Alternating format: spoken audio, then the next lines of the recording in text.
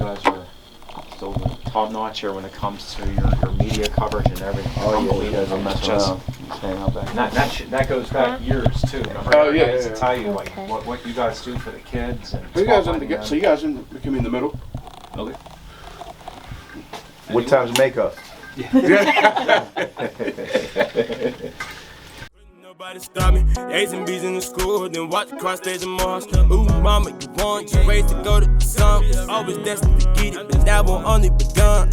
Confidence, said she love my accomplishments, yeah. Said she love my confidence, said she love my accomplishments, yeah. Said she love my dominance, said she love my harmony, yeah. Said she love my dominance. Hey, welcome back to another episode of Flag Talk, where we talk about all the hot topics in regards to flag football. I'm your host, Eric Cooper, and my co-host, I'm Rashad Colvin. Hey, and girls flag football. First of all, girls in flag football is the fastest growing sport in the country. And when it comes to high school flag, I mean, it's what it is. It's growing big as well. There are 16 states that have now sanctioned high school girls flag football across the country. And it's our pleasure to have our special episode here to have a number of coaches from the Pittsburgh area that coach high school girls flag football. And so we're going to have them go around, introduce themselves, say who they coach, and things like that. So we're going to start with you. I'm Melissa Dugan. I coach at Obama Academy. I'm Robbie Heinrich. I coach at Shaler area. I'm Fran Chulo, Plumboro. Jordan Lyles, Newcastle. Great. And I know Rashad. Oh, yeah. So, I'm the host, but right. I got the Jeanette job. I actually coach the Jeanette girls. Yeah, cool. So. And then, as you can see, I also help coach at Penn Hill. I'm not the head coach like everybody else, but I was help coach at Penn Hills as well. So, but thanks for being here with us today. And appreciate it. Yeah. So just tell us, one, how'd you get involved into the girls flag football in the first place? Did you get a call from the AD or whatever? Just how'd you find out you were going to be the coach of the team? So for me, my school reached out to me and they were looking for a coach and they asked if I was interested, and I had some experience with it from working summers with PFFL. So I said, sure, let's go for it. And I kind of just got thrown into the position. I checked my email one day and I got an email from our AD, and he said that this is going to be a new sport coming up and was asking if I was interested, and I was like, absolutely. Okay. So, nice. Yeah, been enjoying it ever since. Nice. So. Right, and piggybacking off what you just heard with Plum, about 2 years ago, we saw myself and one of our school police officers, Jim Horwat. I had conversation with him. We saw the excitement behind it. We saw that the league at that point was about 2 years in. So we began a grassroots effort in Plum, and I remember Eric vividly, myself, Jim, and our athletic director, Drew Carpin, having that midday phone conversation with you about how Penn Hills did it, and from there it just took off. So we're excited to get on board. Nice. Yeah, as far as Newcastle goes, so I own the Newcastle Area Flag Football League, which is a NFL flag league in Newcastle. I've had that for about 8 years, and our head coach, athletic director, his name's Fred Mazzocco.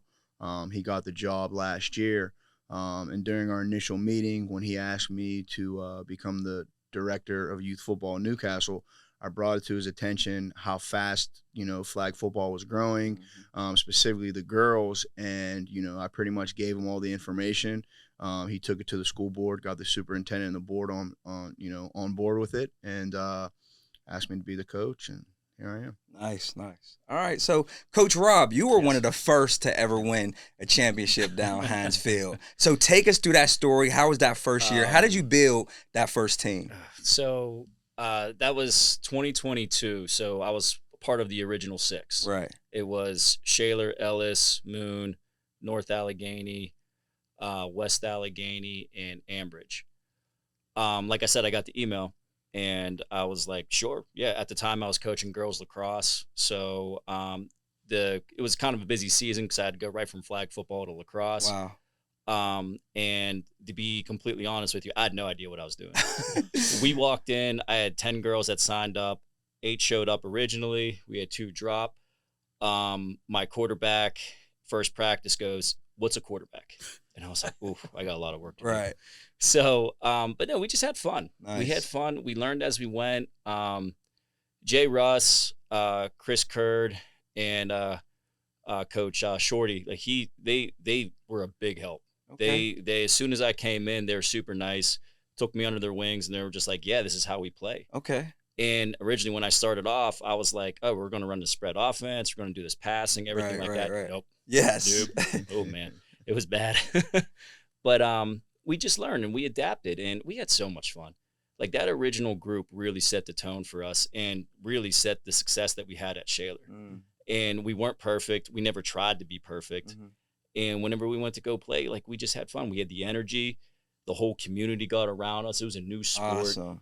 And coming from Shaler, the girls, like playing soccer, stuff like that, we're rebuilding the team now. Mhm. But they never had a lot of success. So this was something new that we could Really? like, get in. And I talked to them about that. And I was like, ladies, you have a chance to do something very, very special Mhm. at Shaler.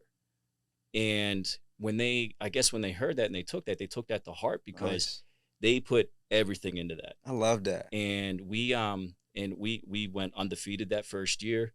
We gave Wow. up 6 points that entire first season. What? Wow. Mhm. Wow, that's And- impressive. I mean, and like not. I mean, we played Jay Russ in the championship, and he's a great coach. I coached with him at Big 33 along with Melissa and Okay. Curd, and I mean, like he knows what he's doing. Okay.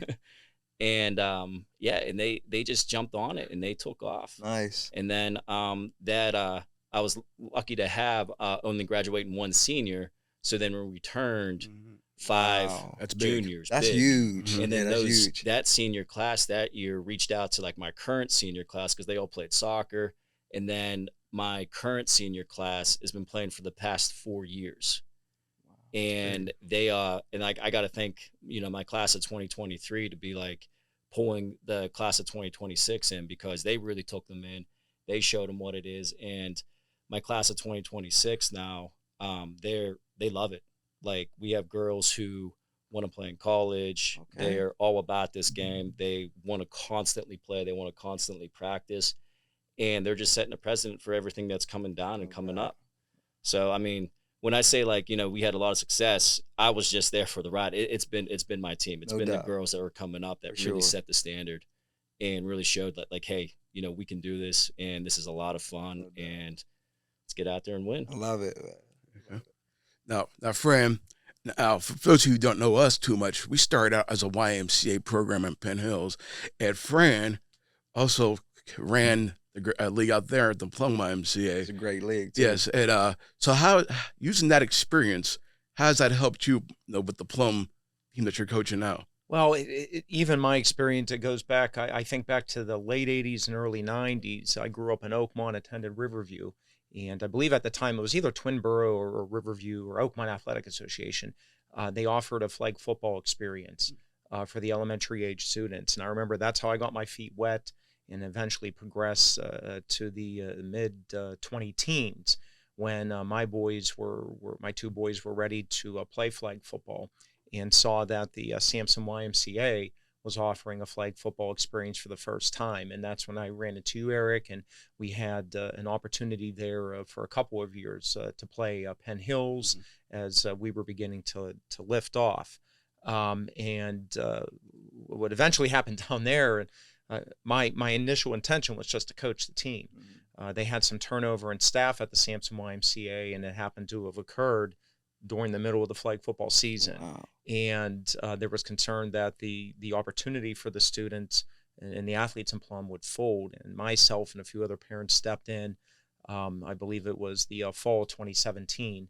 And from there, I was able to help volunteer lead the program up until about the 2022 year.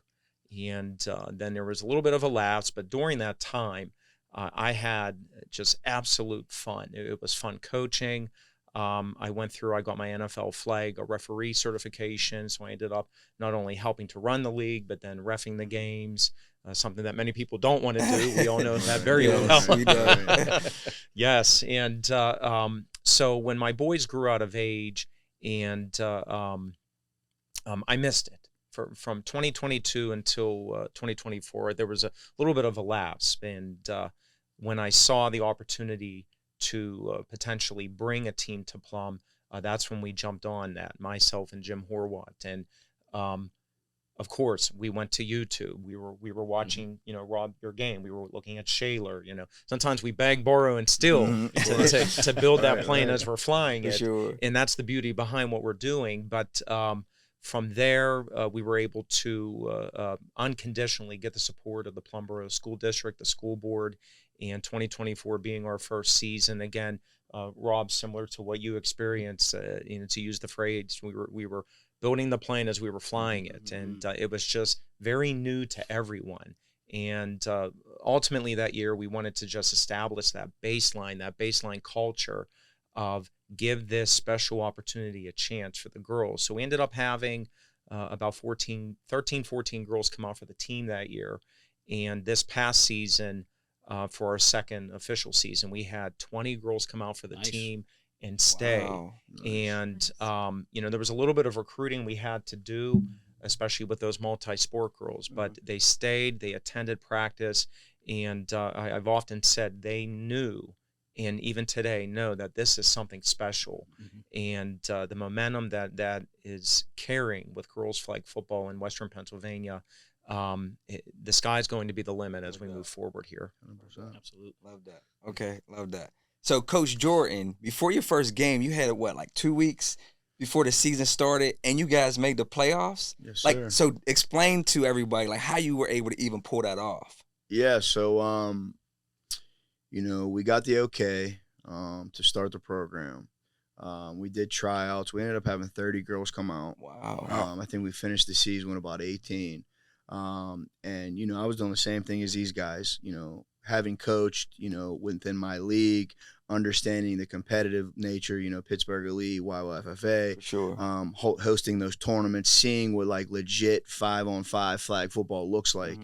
I thought it was 5-on-5. Yeah, right. So, I'm on YouTube, just checking out what the high schools are doing. I was on North Allegheny's website because I think they had won it last year. Is that correct? They went to the finals last Okay, year. but yeah, I seen their scores. I'm like, all right, they must be doing something right. So my first initial practice, I was practicing like it was 5-on-5. Okay. And then I found out that it was 7-on-7.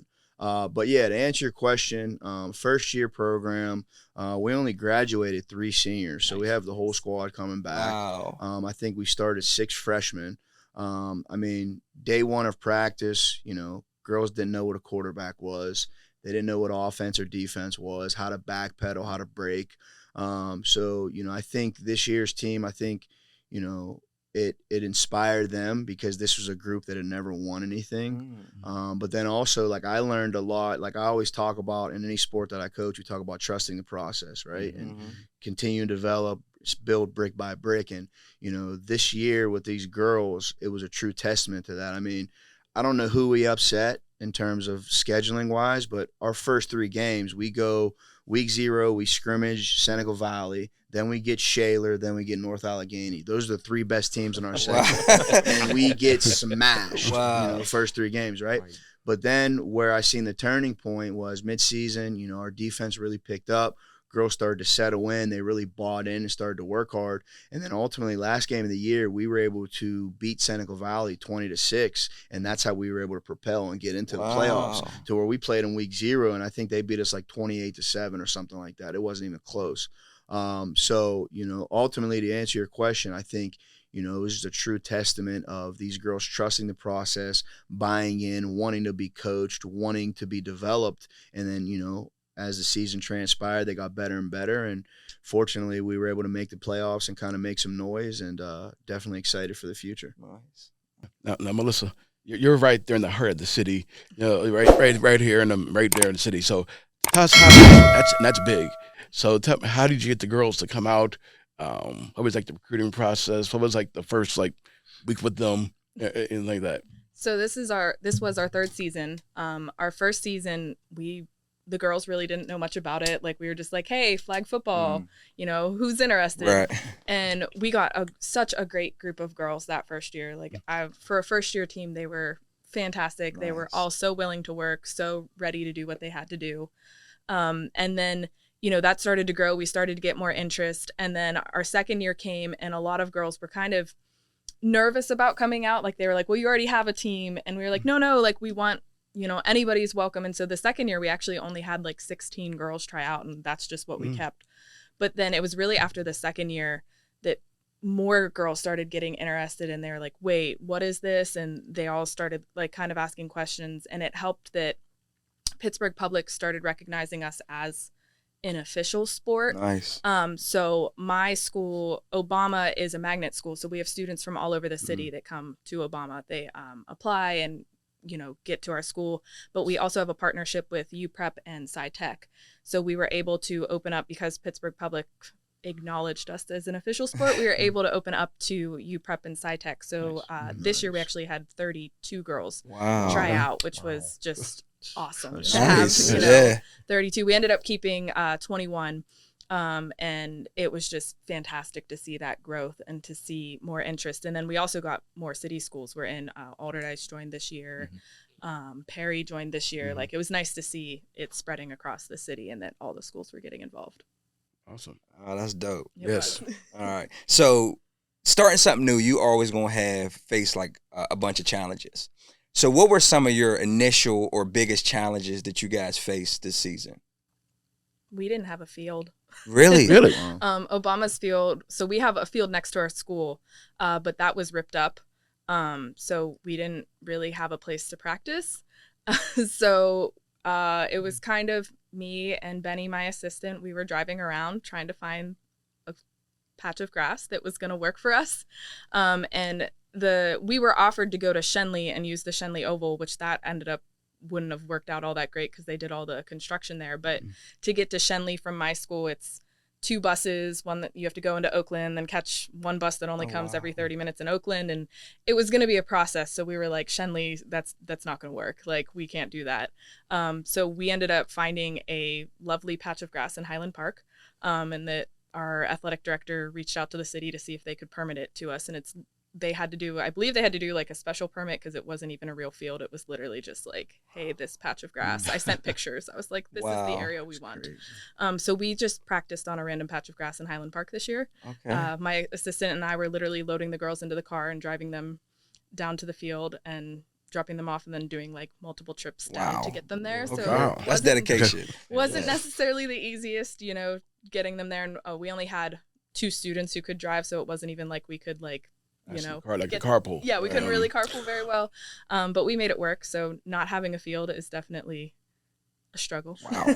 Big city life. Yeah. You guys get around. Ours was probably just club sports. Yeah, club sports. So a lot of my girls play soccer, and a lot of them play club soccer, and they're very dedicated to both. For sure. We also have girls that run track. And then we also have girls that play club volleyball too. So our biggest issue sometimes was just having our starters at practice sometimes. And it came down to, we have a really good track team. 3 girls on my team this year, they ran the 4x1, and then they went to nationals this year too. Okay. Yeah. So, and we had to admit, like, it came down to some of these girls, they were playing, we had one girl that's playing soccer, one girl that's playing track, and she's playing flag football. She's having 2 to 3 practices a day. Wow. So it got to a point where I was like, listen, if you guys have competition tomorrow or something like that, just go home. Right. Go kick your feet up. Like, you guys know what you're doing. So the way we combated that was we started very early. I mean, we started all the way back in November of last year. We do a fall ball every year where we come in, we get the girls together. I believe this year we're trying to host our first Titan Turkey Bowl. Where we're going to reach out to teams to have like a turkey bowl, like a little tournament. That's super after dope. Thanksgiving. Okay. So we start then, and then we're together a lot in December. We're lifting, doing that stuff, and then as soon as January hits, we're in the gym probably once or twice a week. All right. Sitting there, coming in, just working on skills, getting the playbook together. So then they have a knowledge and For they sure. know, so that even if they're not at practice all the time, they still know what our base playbook is, how our base defense is, stuff like that. And I said, these girls are dedicated. They love this game. They love this game. They want to play. Awesome. But I think our biggest challenge, like I said, it's probably just club sports. For sure. Yeah, similar to what you heard with us in Plum, it was twofold. the first thing is we knew if we were going to be successful that we had to be consistent and we had to be flexible in regards to providing the opportunity to the girls. So the stories you heard from Obama and Shayla are very similar to Plum. One of our first things was, believe it or not, field space. And we began by practicing at the middle school grass field, knowing that the girls were going to be playing all their games on turf. But it was field space was the first factor that was a big hurdle for us. So Jim and I were like, okay, we had to be consistent. So a majority of our practices were at the middle school grass field, but it also afforded us the opportunity, if it rained, that we could just go inside into the middle school gymnasium. Then we discovered that we could keep the time the same, but potentially use the actual main football field in Plum because track was practicing at that time. So 2 weeks into the season, we were able to keep the same time for our practice right after school, but then eventually transition to the main football field of Plum. And then, of course, when the track meet was happening, we would be flexible. We would go back to the middle school grass field. So that was one of the first big challenges for us. But then secondly, again, the girls are so talented, just like with your teams. They're playing club sports. They're participating in musicals. We had a few multi-sport spring athletes. So we had to be open and flexible with that. And some of the girls would arrive to us having done 2 things prior to getting to us at the practice. So, we were flexible in that sense too, even if we would do some conditioning, like, okay, hey, you're just coming from a track meet, go ahead and just, stay out these particular runs. But as we move forward here, again, that the girls have absolutely bought in to the program. We're expecting a big surge in the number of girls who are interested, and that's something here as we move forward, similar to you, is having that consistency and then providing that platform. Awesome. Yeah, just to piggyback off what these guys said, I mean, we didn't really have many challenges. I'd say the biggest one would be establishing a culture, being that it was a first-year sport at Newcastle. Girls had never really won anything up until this point. And then, having to share the girls between track, softball, cheer, AAU. A lot of the girls initially came in and kind of treated flag as if it wasn't, a varsity sport, more of just like a hobby. So, ultimately kind of drawing a line in the sand, so to speak, in terms of this is the culture, this is what we're going to do, this is how we're going to do it, this is the standard, and ultimately getting that buy-in in terms of, hey, I understand you may have a competition on Sunday, but that doesn't mean you can't be at practice on Wednesday. Or if you have a track meet on Monday, I don't expect you to be at practice, but you can still be there, getting mental reps, understanding the base scheme of what we're doing or trying to ask. So... Now, for you all, think back to a moment during this past season where you said, this is why I coach. Was there a moment in the season or just an event during the season? For me, it was kind of awesome. We were coming off, getting off the bus after a game. And one of my girls came up. Her name's Mia. She was walking off the bus, and she stopped me, and she goes, "I just want to tell you, this is the most absolute fun I've ever had." Wow. Sweet.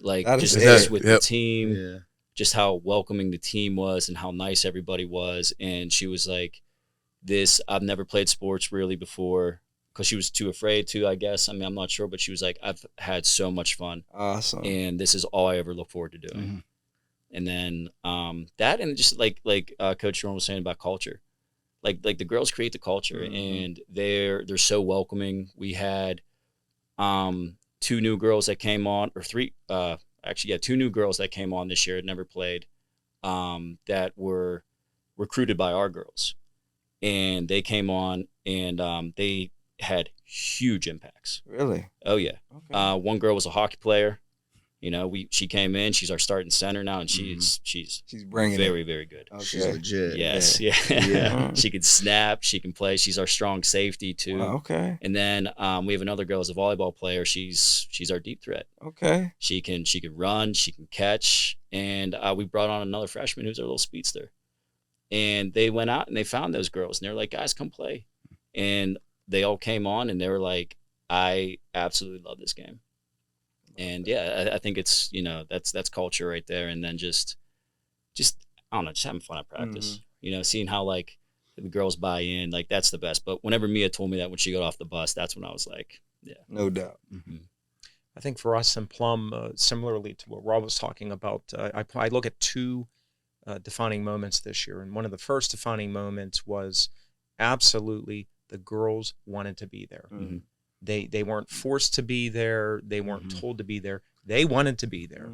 So going along what I spoke earlier about with the consistency from practice and having numbers at practice enough that we could have girls on the offense, on the defense, and run a thorough practice compared to the first year where that wasn't always the case. We had girls missing. We had girls sometimes choosing club sports over coming to the practice, even though that group, our first year, were the pioneers moving forward. This year's group, they wanted to be there. And the smiles on their face, the enjoyment they had, the conversations were absolutely elevated in regards to not only talking flag football, but then talking about what's upcoming this week, who are the opponents, and they interacting with the data that was available online, looking at records, looking at how many points did that team score, what happened last year. So that was absolutely a defining moment. And the second piece I'm going to point to was our opening kickoff at St. Vincent for the Eastern teams was spectacular. The weather was beautiful. It was just a happy, shining moment for everyone. Everybody was smiling. And on top of that, the girls had the opportunity not only to kick off the season for Western Pennsylvania, but then they had the opportunity to see some of the club teams at the colleges and universities play a little bit later. So that was very special. I think for me, it was probably our game against Seneca Valley during the crossover week. Their team was enormous. Like, I think there had to have been at least 30 plus girls that rolled in when they got off. Like, they had so many girls. They do have a lot of kids. So it was intimidating. Like, they roll up. We were at Couples, which is our home stadium, and they roll up. You see them getting off the bus, and it's literally just like, how many girls did they bring with them? And you could definitely see that my girls were a little like intimidated and like kind of like, what the heck's happening here? And then we went out and beat them, and just seeing our girls like get that confidence in themselves. Like, wait, I can compete against these teams like that I felt intimidated with. And they were just, the way they came together on the sideline and just put everything out there and like came out on top, and just watching that like recognition within themselves of like, wait, we did that, like we can do this. And it was just so amazing to see them grow like that and realize what their actual potential is. It was just fantastic to see. Right. Yeah, so for me, two moments stick out. So as I mentioned earlier, we week 0 we scrimmaged Seneca Valley. Our home opener, our first game, we're playing Shaler, and one of our biggest issues was trying to find a center, understanding how to snap, etc. So we play Shaler, and this girl comes running up to the ball, and she gets down like a robot in this sprinter stance to snap the ball. And I'll never forget, I look at my coach, and I was like, this is going to be a long game. So that was one where I was like, all right, we got to figure this out. But I think the turning point for us, we started the season, 0-2, 0-3, whatever. The girls are getting on themselves. They're starting to kind of point fingers. It's almost at that point where like you start to see a divide, because they're like, all right, we're 3-4 weeks in. We're practicing 2-3 days a week. We're not winning. They're not competitive, etc. We go down, we're in North Allegheny, and we play Deer Lakes. We're losing to Deer Lakes 20-0. We end up coming back and beating them 21-20 in overtime. Nice. Wow. Okay. So being able to fight back, the girls got punched in the face, hit with adversity, and they kept fighting. And I think, once we were able to get that win, I think we went on like a 5-6 game win streak. And I think that was the ultimate turning point.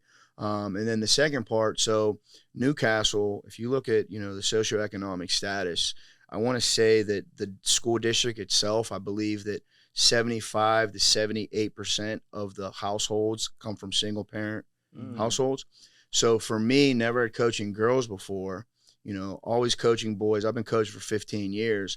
I see myself as like a mentor, or like an unk, like a lot of them call me unk. I'm unk status Right. now, right? So, understanding it's the same thing with these girls. A lot of them, they don't have a father figure. They don't have a positive male role model in their life. So for a lot of these girls, them messaging me in Team Reach and just reaching out to me, asking, questions, asking, how essentially telling me their problems and asking if I can help them.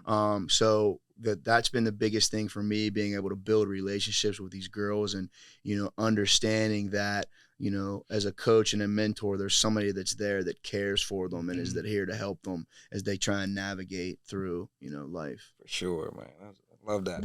All right. So you talked about moments, the biggest moments or whatever. Talk about the game, like winning play or something that happened on the field that was the best moment of the season that kind of maybe changed the trajectory of your team, your season or whatever. What was that one play during the season that happened that was just like that was the best play of the year for us? There's a lot for us. All right, give me your best one. One of my favorite ones, we were playing against North Hills, and we came in, and I think that was week 3 maybe. I just had a feeling that that game wasn't going to be the best for us, and we came down the field, first drive, went right down the field, we scored. Okay. So we're like, okay, we're good. All right. Didn't get the conversion, so we're like, all right, whatever. Playing defense, we come down. We have a few unfortunate calls that go against us. Okay. And being a coach, I try not to get super upset or get angry or something like that. And if I do, I just kind of distance myself for a couple seconds, catch my breath. Okay. So those calls, it happened 1, 2, 3, and it ended up them getting a first down, them getting another a gain, and then they eventually scored. And I was like, okay, this is going to be a long day. And I'm trying not to get upset with the refs. The girls can feel the energy. I feel as a coach, the energy runs from the top down at that point. If you're getting shook, the team's going to get shook. For sure. You know what I mean? So we run this one play as we're driving down. It's the second half. We're tied at this point. And we haven't had much adversity yet. So we're coming into the second half, and we run this one play, and it's a reverse, and the two girls run into each other. And my quarterback and the girl run into each other, and then everybody just kind of stops. And then my quarterback hands the girl the ball. The girl just sees it and just throws it to an open girl in the back of the end zone, and we score. What? It just broke the ice, and we were just I was like, okay, we needed that. Right. And everybody started laughing, and then we got the conversion, and then it was just smooth sailing from there. Gotcha. But yeah, that was one play that I specifically remember because it happened, and everybody stopped, and then when she scored, everybody on our sideline just busted out laughing. Yeah. It was a great time. For sure. Yeah. So that was our one. That's that one play. I thought that, yeah, it determined the game right there, and then all of a sudden we were relaxed, we were cool, and we went on and just kept on rolling.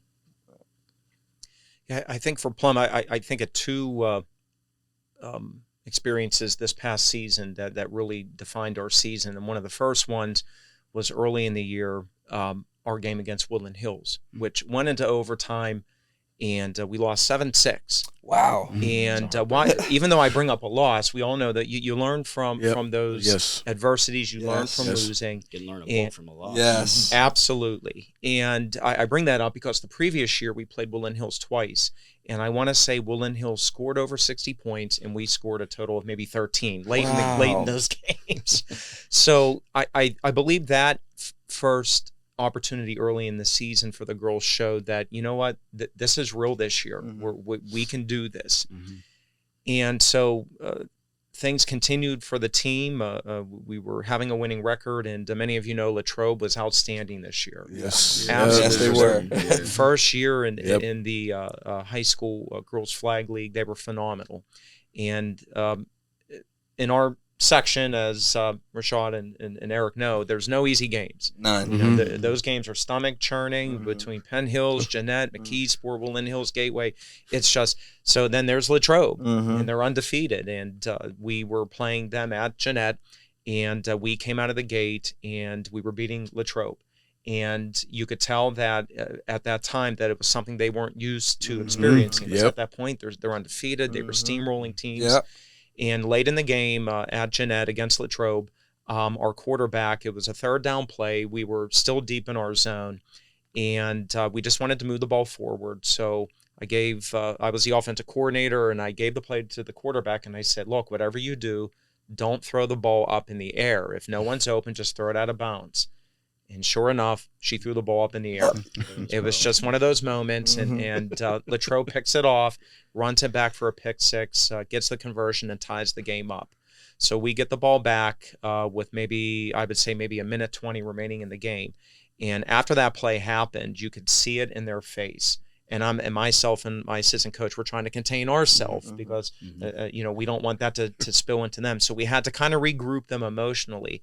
And sure enough, they regrouped, our quarterback regrouped, and we drove down the field and ended up scoring a touchdown and beating Latrobe, sending them to their first defeat, and only defeat of the year until we got deep into the playoffs. But that really was, there were many special moments, but those two stick out for sure. No doubt. I think for us, there's so many moments, but two that stick out would be the start of the season, week 1. Last season wasn't our best season. We didn't make playoffs. It was just kind of, what are we doing here? Trying to figure out what are our options. And so this year, like I said, we had so many new girls try out. I think we brought on at least 10 new girls, and some of whom were starting, it was kind of just a brand new team almost. But we still had our core of the girls who have been with us. And that week 1, we had one player who had, I think, 4 picks. We had a new safety who was out there just wreaking havoc. We had a new quarterback, and it was like everything was working, and you just kind of saw the girls be like, wait, we got this year. And you could kind of see them buying in. And then kind of same as you with a loss, our last loss of the season in the playoffs was against Upper St. Clair, who ended up winning it all. And we were winning 14-0 at the half. And we ended up losing 21-20. Wow. But it was interesting to see after the fact, the next day, in the group me chat with the girls, when I told them, hey guys, Upper St. Clair's playing Moon, Upper St. Clair's winning, Upper St. Clair just won it all. And they were like, but we had Upper St. Clair. And then they're like, I can't wait for next season. We had them, we can compete with the team that won it all. And that's even though we'd been telling them that all season, they didn't believe that, I don't think. And then to hear them being wait a minute, we had them, we should have won that. It was 14-0. And I was like, yeah, we should have, but it didn't work out that way. But just seeing that confidence grow in them and them being I can't wait for next season. Let's go. When can we start working? It was just, it's awesome to see. Oh, before Jordan goes, I agree with you. That's when the players start taking it, to accountability themselves, and that's when it really means something. Yes. When the players want to go out there and practice. And it means that it's really not about you anymore. It's really their team, when the players step up. Sorry, Jordan, go ahead. No, it's all good. I agree. Player buy-in's huge. One play, I'd probably go to the Deer Lakes game. We're losing 20-14. There's 40 seconds left. It's third down. They decided to throw the ball. We literally picked it off, ran it back for a touchdown. His time expired. So it's 20-20. We go to overtime. They get the ball first. We stop them. One play. We get the ball, go for one. We go trips left, twins right. We ran a jet reverse, jet right, reverse left, and then we were able to hit a pass in the left corner of the end zone. She was wide open to win the game. I'd say that's probably the one moment. Anything else you can think of, Coach? No? So he's my assistant. He's on the bus. He's at practice. He practiced with us. So usually he's got all the ideas. Love that. All right. So with flag football going varsity next year, what do you see maybe some of the changes coming, or what do you see how you feel your program will maybe develop from that, or you'll get more girls on board? Like, what do you guys see with the sport going varsity next year? Yeah, so there's a couple things. So one, for us, we're not going to start 2 weeks before the season. So what we'll do is, so I'm fortunate my staff. So I have Ryan Micheletti. Ryan Micheletti graduated from Newcastle, played hoops at Seton Hill. Now she is the women's head basketball coach at Slippery Rock. Nice. So having her on staff, helping me build, a culture. My other assistant coach I have, his name's Jake Madaritz. He's our varsity football strength conditioning coach. And then I also have Allison Masters. She's a teacher in the school. She kind of helps with all the admin work. So I say all that to say that, so now understanding what we're dealing with, we're going to start our program in January. And what we'll do is we'll put them to a 12-week off-season strength conditioning program, train them like they're, track athletes. And then at that point, like Shayler, being in the gym 1-2 days a week, working on what we're doing. So I think that'll help. Also, by starting varsity at Newcastle, now there's a buzz for girls flag football in Lawrence County. Me owning the Newcastle Area Flag Football League, it's now the feeder program for our varsity, to where, we had 15 to 20 junior high girls this past year came out and played. So now these girls are starting as young as 10 years old, and we're building a feeder program so that by the time I get my hands on them, they already know how to play. Sure. Two things that I would like to see. One, and this is just my personal bias, I think it should be 5-on-5. Right. Reason I feel like it should be 5-on-5 is I think 7-on-7, there's two things. You can hide a bad player or two, and you can hide bad coaching. To where you guys know in the 5-on-5 circuit, you're going to get exposed. If you got one John on the field, they're going to get exposed. Sure. Then the other thing I'd like to see is consistency in terms of officiating. Oh my goodness. And making, Don't get me I started can't, on that. and I'm fortunate as being involved in this as long as we have, knowing the rules. It's impossible to try and coach, call plays, call a defense, and then also have to tell the referees the rules mid-game. So that would be my thing for this upcoming year.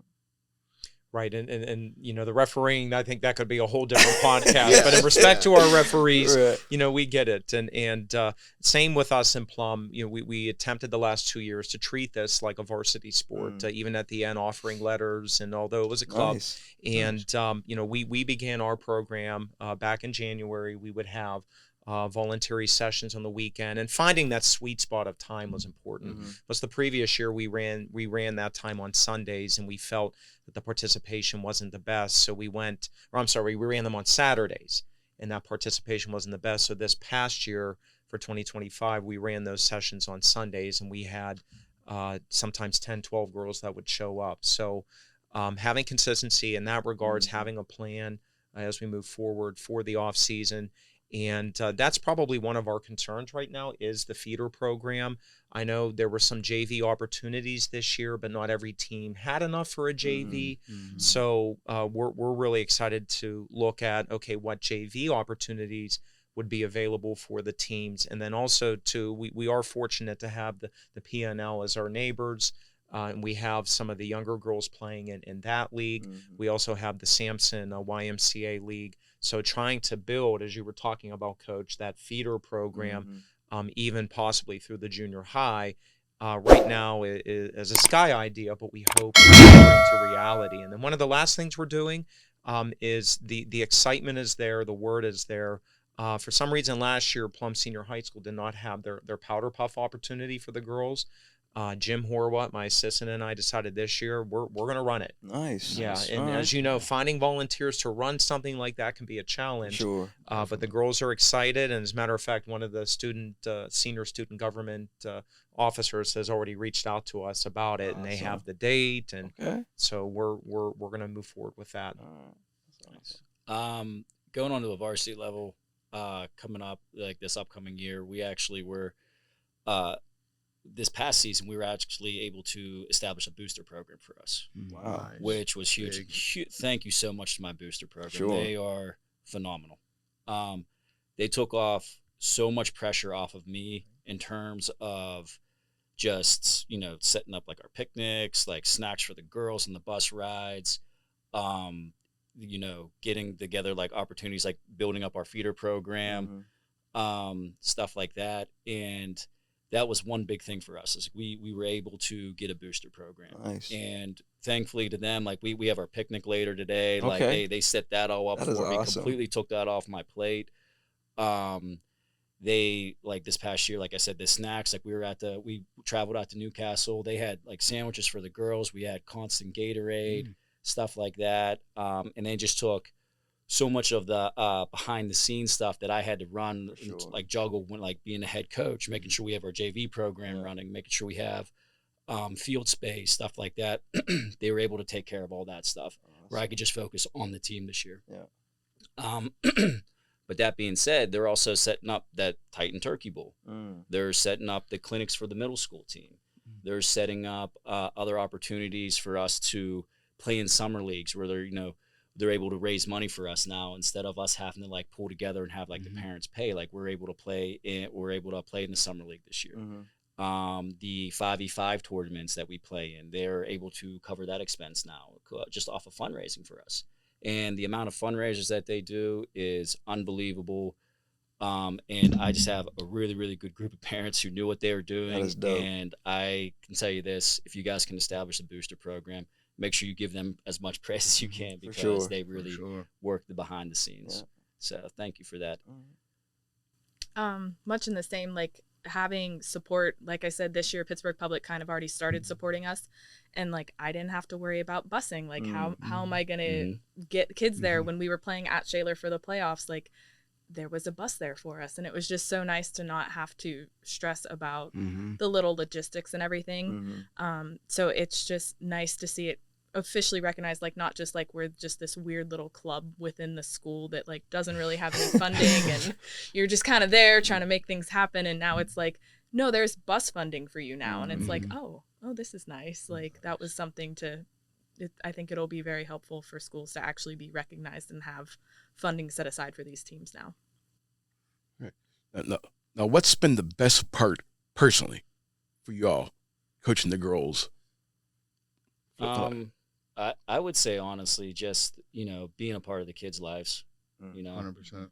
and a lot of my girls, I help with coach girls soccer, and I do the strength and conditioning for Shaler, the high school and everything. A lot of these girls, I've coached them since 7th grade, and I mean, like he was talking earlier about being a part of their lives and stuff like that. Like, I mean, a lot of these kids, I consider them family because like I've coached them for so long. And not just, one season where like, I see you in the spring. No, I'm with these kids summer, fall, winter, spring. And that's been consistent, especially in my senior class, since their 7th grade year. So that's going on 6 years. I've known these kids, and it's been like, like you watch them grow, and you watch them, then they're accepting scholarships to like schools. I can tell you this, they're some of the smartest kids I've ever met in my life. I was taking a test this past fall, and I'm not the best in math, but I had my middle linebacker and another one of the girls sitting there. They're up there reteaching me long division and the how we were lifting. I just thought it was like the coolest thing, you know what I mean? And in the way that they're just, that's been the best part, just establishing the relationships and being able to be a part of these kids' lives, and watching them go and just be successful. I mean, I can tell you some of these kids, they're going to go, and it's just nice. They're going to be huge, huge, not just mentors like to people beyond, but I mean, like, yeah, they're going to change the world. Awesome. Yeah, similarly with me, the most fulfilling aspect of being an educator myself is facilitating opportunity for the students. And, that goes all the way back even to the when I was working with the Sampson YMCA, providing opportunity, just like what the PNL does for the community. And not only they participating in that opportunity, but then seeing them grow from it in such a short time, leading to some of our girls this past season have moved on to their respective colleges or universities, and they have already reached out to those colleges and universities about club teams and participating in that aspect. But it gives them a sense of identity, and even more so, I feel, is giving them life skills. Teaching things like communication, collaboration, how to deal with adversity. in that manner, so that not only are they displaying that on the flag football field and during the game and during practice, but then something that can transfer into their lives as they're out there in this big world, attempting to be successful. Yeah, I'd say the same. I teach at Obama, so I would say 90% of the team gets stuck with me as their algebra teacher. So, I know them on, a teacher level, but then getting to see them outside and get to know them even better, because like I am spending, like you were saying, so much time with them, have them in my car while we're driving to the park to go practice, and just getting to know them better and see them grow and like watch them develop. And I don't just know them as their 9th grade algebra teacher. Now I get to watch them 10th, 11th, and 12th grade as well, and get to see them grow and then graduate and go on. And we actually have one of our former players, Ramara, who goes by Icebox. She coaches with us. She's an assistant coach with us. She comes back and volunteers and coaches, and getting to see her coming back and like joining the staff and having taught her since she was in 9th grade, and then coaching and all that. And it's just so great to watch them grow and become people who go out into the world and do amazing things. Yeah, I'd say biggest thing is definitely being a pillar in the community. Just piggybacking off of what they said, I think that, today's youth is a lot different than it was, whether it be, their life outside of sports, these phones, their attention span, et cetera. I think the biggest thing is, you have to earn your players' trust. And I feel like once you're able to earn your players' trust, you can coach them as hard as they need to be coached. And then they understand that, it's not coach just being hard on me. It's coach cares about me. Coach wants to see me be better. So, by being able to build a relationship with relationships with them outside of coaching them, you build that rapport, you build that relationship. They get to know you on a personal level. All my players know who my kids are. They know my wife. They see me around. They see you out in the community, and it's not just, oh, that's coach. It's like, yeah, it is coach, but, he cares about me. He's here for me. So, being able to make an impact on kids' lives is, I love ball, but that's why I coach. Yep. All right. And that's what it's about. No doubt. So my favorite question always to ask our guests is, with the LA Olympics coming up in 2028, so I'm going to put a little spin on it. So give me your 5 players you either coach, so because we're going to send a high school team to the 2028 Olympics. So give me 5 players that you either coach now or you played against this season. All right, and I don't care any position. So give me 5 players. Name me. You don't even have to give me the name. Just give me 5 players that you played against or you've coached this season that will represent team high school Pittsburgh going into the 2028 Olympics. My first thought would be my middle linebacker Zoe. She won she was the first girl actually ever to get elected for the All Peer award by the Steelers. Nice. She's our leader. She's the one that organizes a lot of stuff with the girls.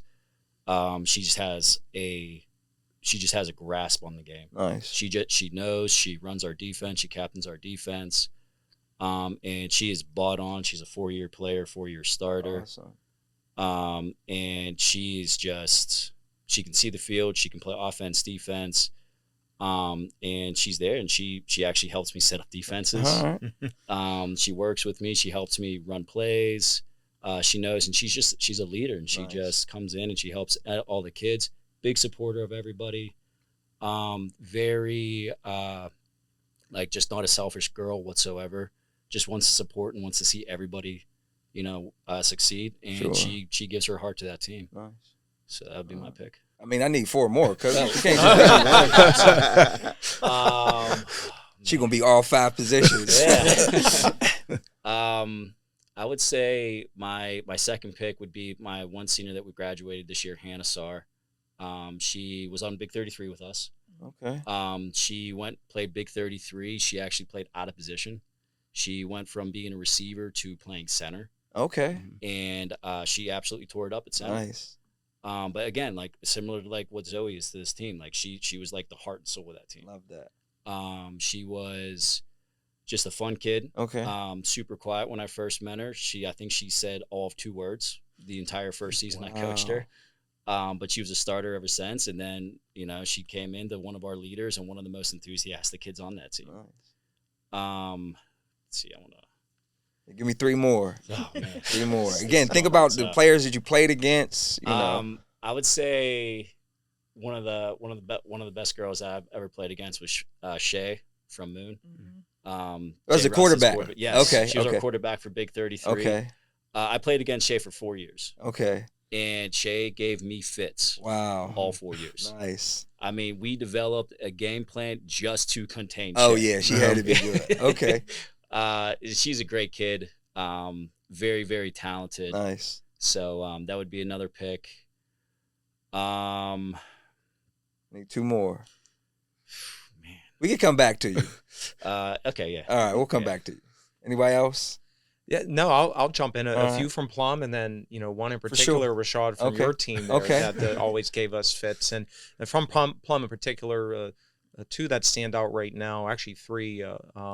Last year we had an Italian foreign exchange student by the name of Anna. Yeah, I remember. Played on the Big 33 team. Anna was awesome. Really? She was, yes. She was and very, she very spent good. 1 year in Plum, attended Plum, came out for the team. We knew nothing of her other than her accent.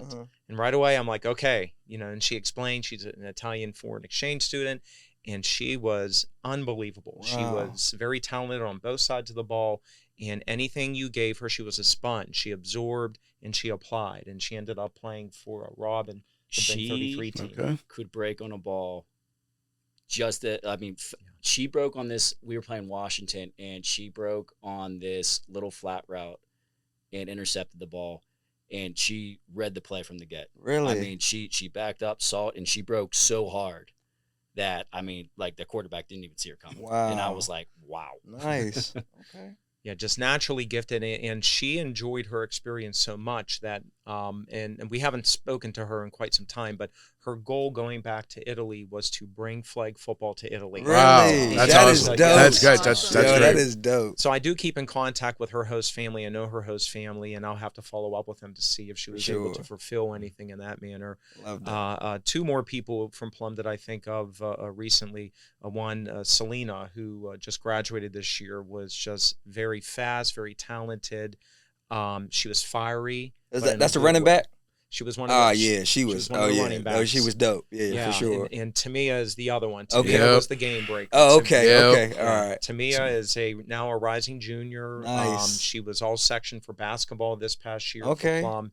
And she actually got to the point where word spread pretty quick, and teams were locking her down. Oh, absolutely. Sometimes- 100%. She had, if I'm correct here, she had 17 touchdowns this year. So if they What? were keeping stats, she probably would have Wow. been near the top in relation to the Western Pennsylvania League. But That is awesome. she was a game breaker. You could hand her the ball. Oh, I and know. she would go Yeah. end to end. Yeah. Oh, I We know. know. Yeah, we know. And Gateway did. My hat's off to Gateway's coach. We played them late in the season and had to beat them to get in the playoffs, and they locked her down, and it forced us to kind of adjust on the go there. But many great players from Woodland Hills and Penn Hills and Rashad that I think of, and I'm sorry I don't know her name. Bar. But Yeah, the receiver. She is she's fast. Yeah. She's slippery. For sure. Number And 7. I would be honest. I don't remember her number, she's but 0 she or was. 5. I don't. I think it might have been 7. Yeah. Okay. All I know is my assistant coach came by, and he was like, I don't know who's on that Jeanette team. That number 7 on Jeanette, you got to watch out for Yeah, her. she's a game changer. She's like Justin Jefferson. Okay. So for sure, hats off to her. She was scary. Yeah. And that's, again, it made our stomachs turn like, oh no, she has the ball. Yeah. She's so slippery. But For sure. it's awesome just, seeing the team, seeing the different talents, and I'm really excited moving forward. No doubt. You guys got any? So I think of from our Obama team, Nia. She was a sophomore this year. It was her first year playing with us, and she without a doubt had the most picks and the most touchdowns on our team. She's a great basketball player too. I'd actually coached her. She went to Obama in middle school, and I'd coached her in basketball there. And then when I found out that we could do the co-op with the UPrep and SciTech, she's at UPrep now, I shot her a message and I was like, hey, UPrep's allowed to play with us this year. I think you should show up at tryouts. And she's only a sophomore, and I'm just like, I get 2 more years. That's with her. This crazy. is great. It's the best. That is And awesome. she's such a great kid and works so hard. And she's gonna do amazing things in both basketball and flag football. And I think of Michaela, who's a senior who graduated this year. She made the Big 33 team with us. Super fast. Yeah, so fast. So fast. So Nice. fast. And then I also, Shay comes to mind Mm-hmm. immediately. And then Carly from Latrobe. Mm-hmm. That was the big receiver. Is that who that was? Yeah, Okay. Yes. I met She's her she's at the so Big much. 33. Okay. And she's oh my really gosh, fast. just the athletic talent. For just sure. Like, Yeah. She's goodness, really she was Carly. impressive. Nice. And I also think of number 5 from Ellis. I don't know her name. Okay. I just know Oh, I was yeah. like, we need to stop number 5. Okay. She was so slippery. Like Mm-hmm. you went for her flags and she just moved her hips and like, Really? she Okay. was fast Nice. and just so slippery. And she gave us problems, and she's not a senior, so that means she's gonna give us more problems. I know okay. that. Player to watch. Yes, player to watch. All right. Cool. Yeah, so I'd say I have 5 or 6. So from Newcastle, I would take my first one will be, her name's Karma Chalala. She's a freshman. What? She's gonna be a 4-year starter for us, and she'll be a 4-year starter. In What position she basketball. play? She played corner and slot. She's Okay. kind of Swiss Army knife. I moved her. I mean, she played safety. She played corner. She played quarterback. She played slot. Oh my She goodness. could She could do she's, everything. she's an athlete. Nice. Yeah. So her, another girl from my team. Her name's Elena Armstrong. She's my middle linebacker and running back. She played real football until she was a freshman in high school. So she like What? played. She's about it. Wow. Yeah. Okay. So she's coming back. I expect her to have a really big year. There was a girl from Senegal Valley. I didn't know her name, so we were calling her Cheryl Swoops. She's a speedster though. Wore a chain.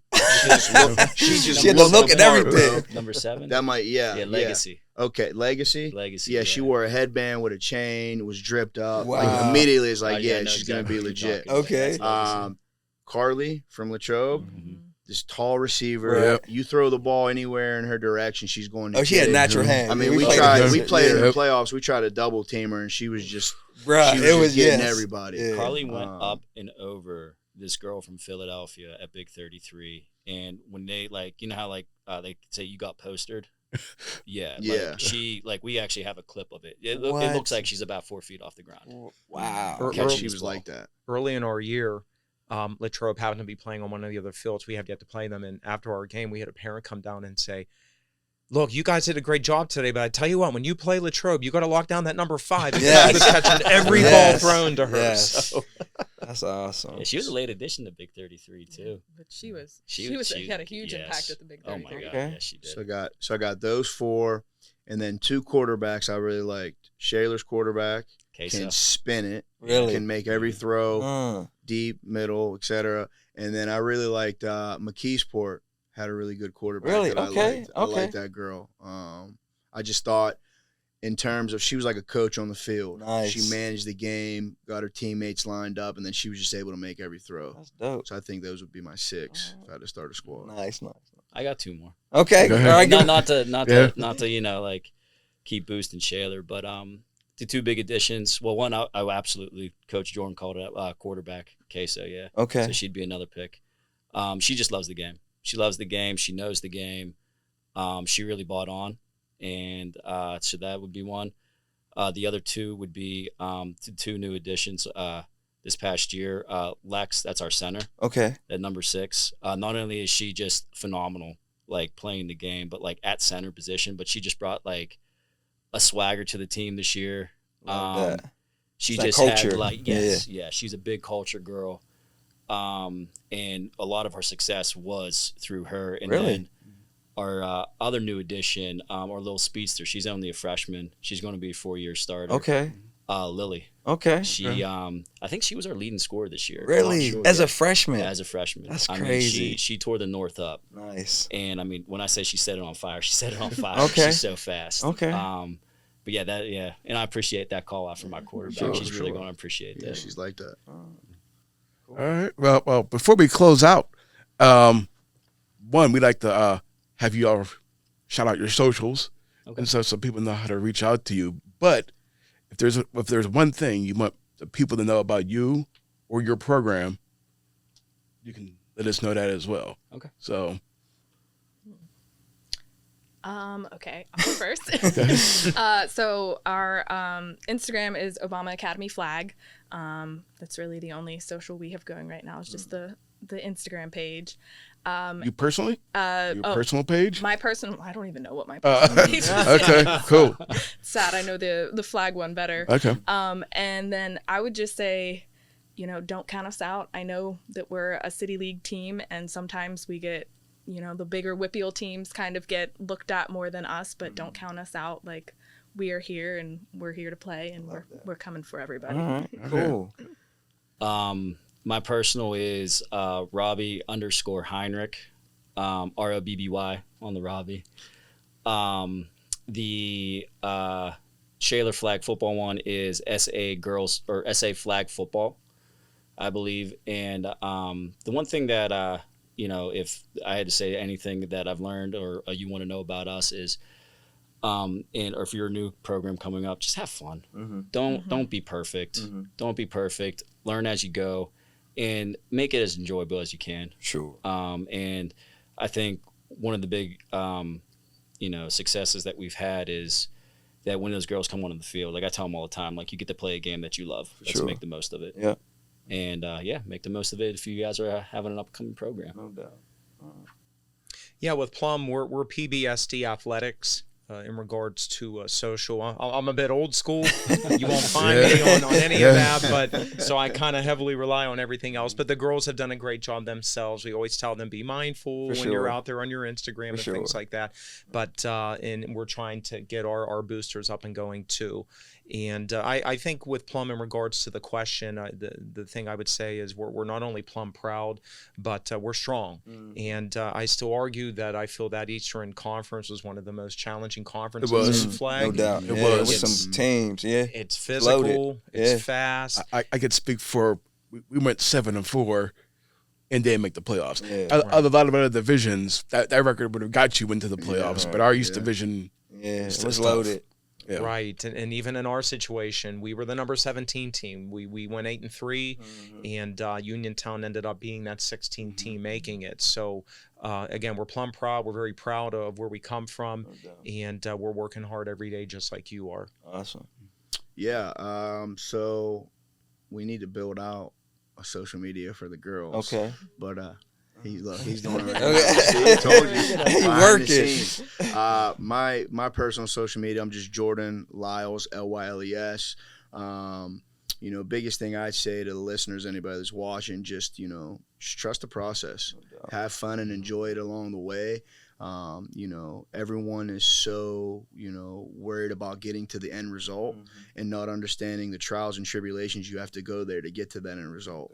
As far as the Lady Canes go, I mean, year one, we're coming. Okay. We're going to build something special here. I look forward to it, and appreciate you guys, man. Absolutely. This Thank was you dope. guys. Absolutely. Yeah, this was dope. Absolutely. Thank Absolutely. you. Hey, but again, thanks for being here.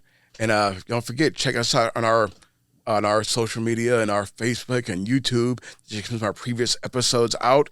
And for those people who do not have a high school team around the country, reach out to your athletic director. Yes. Say, this is the growing sport. This is the thing to be a part of. And shout out to them and reach out to them to make sure they get a flag football team in their school. But until then, check us out for your next episode, Flag Talk. Take care. All right, man. I appreciate y'all, man. This was super dope, man. So let's get this done down. See my moment pushes and now gas be sad.